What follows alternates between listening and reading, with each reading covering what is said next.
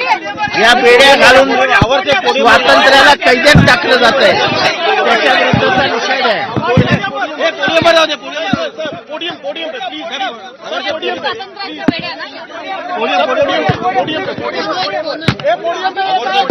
अरे हो, तुला हात बांधतो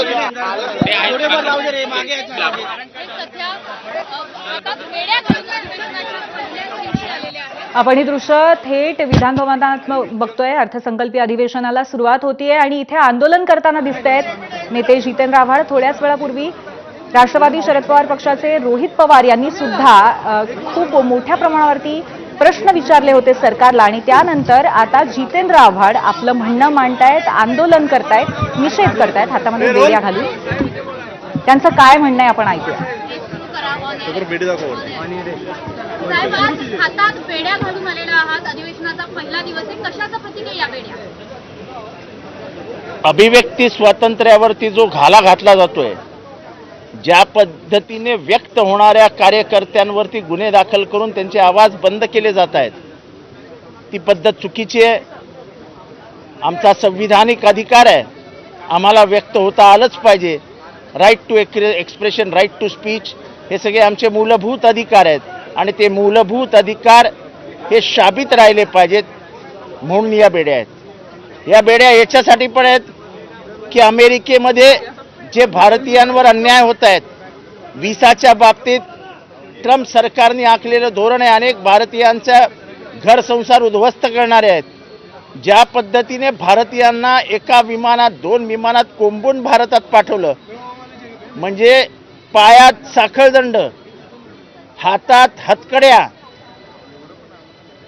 शौचालयाला जागा नाही, उपाशी, भारतीयांना असा अपमानित करून आणण्याचा प्रकार हा भारतीयांना हिणवणारा, भारतीयांना अपमानित करणारा होता. ह्याच्यात कुठल्या एका राज्याचे प्रतिनिधी नव्हते. आपल्या महाराष्ट्रातले अनेक जण ह्यात पेचात अडकलेत.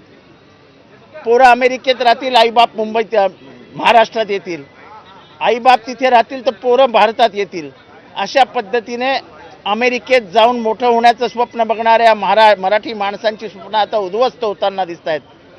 जर या बेड्यांविरुद्ध आपण भारतीय बोलणारच नसू, अमेरिका करत असलेल्या अन्यायाविरुद्ध आपण व्यक्तच होणार नसू, तर अमेरिका आपल्याला गिळून टाकेल. आणि म्हणून या प्रातिनिधिक स्वरूपात लोकांच्या लक्षात आणून देण्यासाठी की तुमचे बांधव अमेरिकेत काय यातना भोगतायत, ते या बेड्यांपेक्षा कमी नाहीत. आणि म्हणूनच या बेड्या माझ्या हातात आहेत की एकतर अभिव्यक्ती स्वातंत्र्याला, आमच्या स्वातंत्र्यावर गणा आणू नका आणि अमेरिकेविरुद्ध आवाज उचलायला शिका. अमेरिका आपली बाप नाही.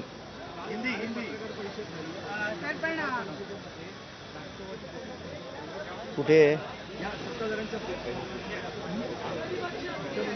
मी राष्ट्रवादीचा प्रतिनिधी तिथे होतो, त्यामुळे मला वाटतं की मी दुसऱ्या विषयावर आहे, हे विषय आता काढू नका. बेड्या घातल्यात, अशाच बेड्यांची अवस्था जी राज्यात आहे का? कारण की विरोधकांना कायदा सुव्यवस्थेचा प्रश्न आहे, विरोधकांना बोलून देत नाहीयेत. मग आम्ही तेच म्हणतो ना की व्यक्तच होऊ देत नाहीयेत.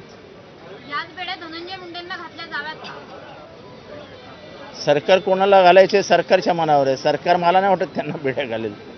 आणि त्यांनी खून केलेला नाही हे मी आधीपासून सांगतोय. पण जसं वल्लभभाई पटेलांनी सांगितलं की गांधी हत्या नथुरामने केली, पण विचार कोणाचे होते हा प्रश्न त्यांनी विचारला होता. तसं हत्या करण्याचा आरोप आता सिद्ध झालाय. वाल्मिक कराडच आरोपी आहे, तोच सूत्रधार आहे. आम्ही पहिल्या दिवशी बोंबलून सांगत होतो, सरकार ऐकायला तयार नव्हती. आता CIDने सगळं समोर आणलंय. पण तो माझा खास माणूस आहे असं कोण म्हणालं होतं? मग नैतिकता आहे की नाही? तुमचा खास माणूस जर एवढा क्रूर, निर्दयी, पाषाण हृदयी असेल तर मग करायचं काय? आव्हाड साहब, आपने हथकड़ी क्यों पहनी है? सदन का पहला दिन है, क्या वजह है? एक तो व्यक्त होने को नहीं मिल रहा है, यहाँ की आज़ादी छीनी जा रही है, और अमेरिका में भारतीयों के जो हाल हो रहे हैं, और खास करके जिस तरीके से अमेरिका से लोगों को लाया गया, हाँ, पैरों में बेड़ियाँ, हाथों में हथकड़ियाँ, जिस विमान में लाया गया, जो जिस जहाज में, हवाई जहाज में लाया गया, उसमें यानी भेड़ बकरियों के जैसे उनको दबोचा गया. मानवीय स्वतंत्रता की इतनी अवहेलना कभी नहीं हुई थी भारत में.